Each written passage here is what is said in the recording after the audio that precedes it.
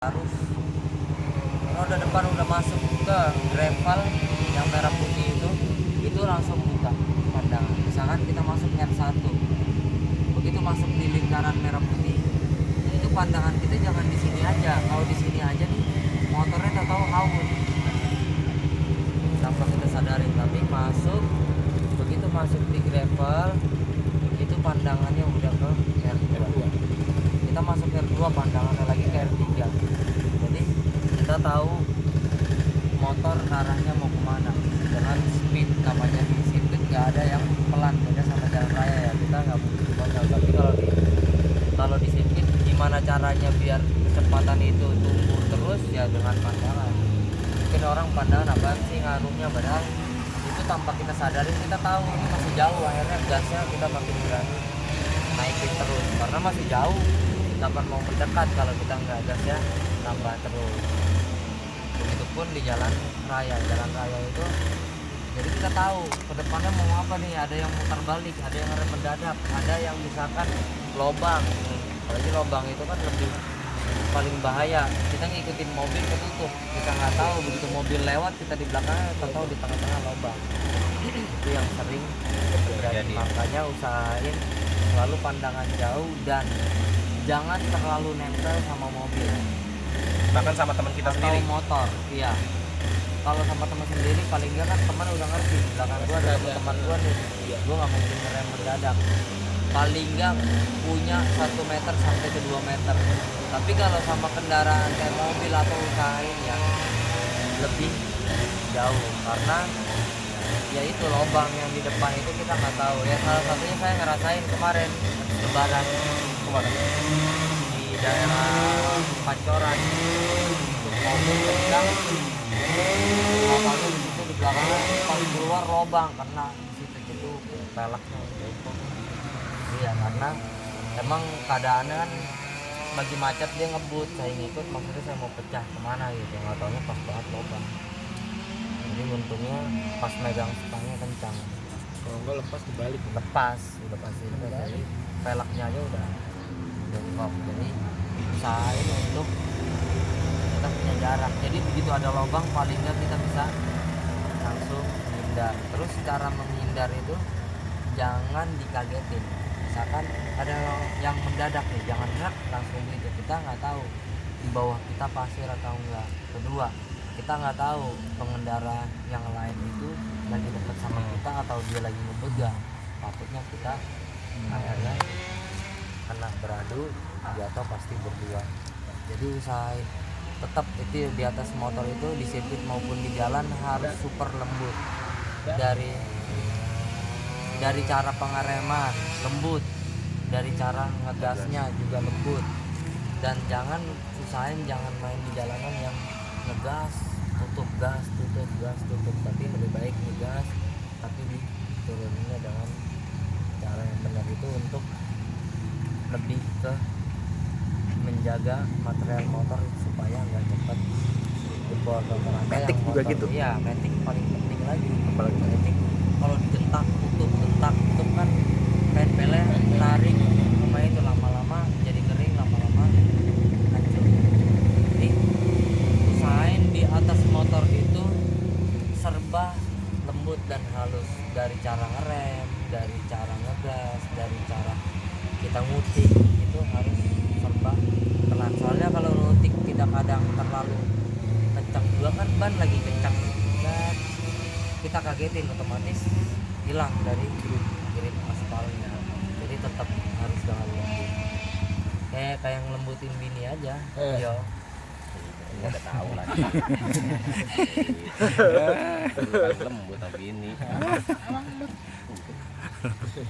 Terus usahain itu megang stangnya harus benar-benar selalu kencang, walaupun misalkan agak lengah sedikit, lepas satu jari misalkan. Jadi kita harus punya kekuatan di atas motor. Takutnya nih kadang ada kucing nyebrang, Iya, dadakan. kita tanpa sadarin kita refleks ngindar kan. Akhirnya itu yang terjadi, kadang-kadang orang jatuh sampai ada yang meninggal kemarin lihat di TV gara-gara kucing nyebrang. Kalau saya bilang lebih baik Tabrak. kalau memang udah bisa ngindarin nanti jadi bahaya buat kita nanti ke orang lain, lebih baik lurusin tanpa direm tapi megang stangnya udah siap, lebih kuat. kencang, udah pasti kan dek mental kitanya. Jangan megang rem, jadi takutnya begitu mental jatuh, begitu mau jatuh kita refleks ke rem, akhirnya Ngelok ya. bilang lebih baik ya ngelok, lebih baik kita sekalian aja udah, tapi megang stangnya harus Kuat. benar-benar kencang. Apalagi tikus Iya. habis kita tabrak mental dia. Kemari dia. Nah jadi lebih baik udah nggak usah dihindarin, injak aja udah, tapi megang stangnya lepas rem udah, jadi Iya, begitu dia megang. jatuh kita udah bisa megangnya kencang. Kalau ABG yang lewat gimana? Berhenti aja Oh. udah itu. Apa? Masa ABG laki-laki. Intermezzo, nih, intermezzo. Iklan ini ngomongin ABG, aduh. Emang berani ya? Iya. Udah ngomong doang. Dari dulu. Berarti kalau model touring yang sangat jauh bisa ke Jawa, Ini udah Jawa. apa namanya yang jauh tuh, dan kita begini emang nggak ada masalah ya Posisi ridingnya. posisi ridingnya. Iya, Karena kan kalau tadi yang harus itu saat standby macet itu, atau kayak di Jakarta keramaian itu kan gitu ya. keramaian. Terus posisi tangan di saat telapak tangan kita di hand grip, usahain jangan pernah keadaan tangan lurus, Kalau tapi nekuk, kita harus kasih agak nekuk. sedikit nekuk. Seperti busur panah ya. Ini yang mengunci di saat ada guncangan atau misalkan goyang kena lubang atau apa. Karena kalau begini di saat kita kena lubang kita nggak punya kekuatan untuk kelepas, pasti namanya ke dalam. Tapi kalau begini di saat dia kena goncangan atau misalkan ada yang nyenggol kita nih, namanya jalan raya ada yang nyelip kita atau ban kita kena. Di saat roda depan kena kita udah ngunci dari sini dari situ, otomatis refleksnya lebih ada. Tapi kalau begini begitu kena senggolan masuk ke dalam, begitu masuk ke dalam otomatis kita lepas tangannya. Jadi saya selalu ada lakukan ini untuk kekuatan tangan kita di atas motor supaya nggak gampang lepas tangnya. Jadi kalau kita begini kan otomatis logikanya aja nih, coba ada yang dorong, nah, lepas nih kan nggak Beda mungkin sama gini ya. lu pegang terus pasti patah sininya. Jadi mau nggak mau kita kelepas. Tapi kalau begini begitu kena guncangan Kunci. ini ngunci. Jadi kasarnya kuda-kudanya lah. Iya. Kalau bahasa kayak sih. waktu itu karate kan. Iya benar. Dulu karate. Iya. Bapaknya bisa ngada-ngada. Gitu. Jadi usahain tangan selalu ada sikutnya ya. Terus posisi kaki. Posisi kaki itu kalau di Matic sah-sah aja.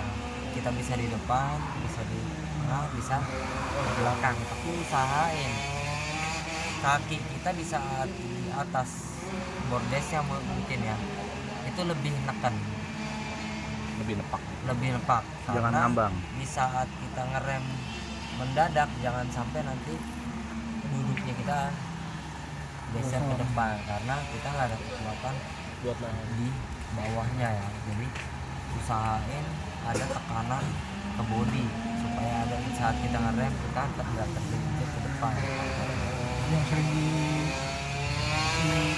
poles-poles. Terus kayak misalkan di apa moles ban apa itu kalau Nggak saya perlu. bilang mendingan jangan. Nyemir ban itu emang dilihatnya keren tapi lama-lama komponnya Habis. bukannya habis Jadi keras. Keras, mati dia.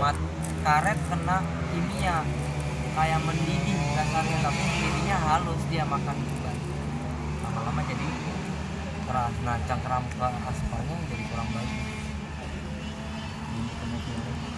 Jadi kita mulai sepatu aja ya.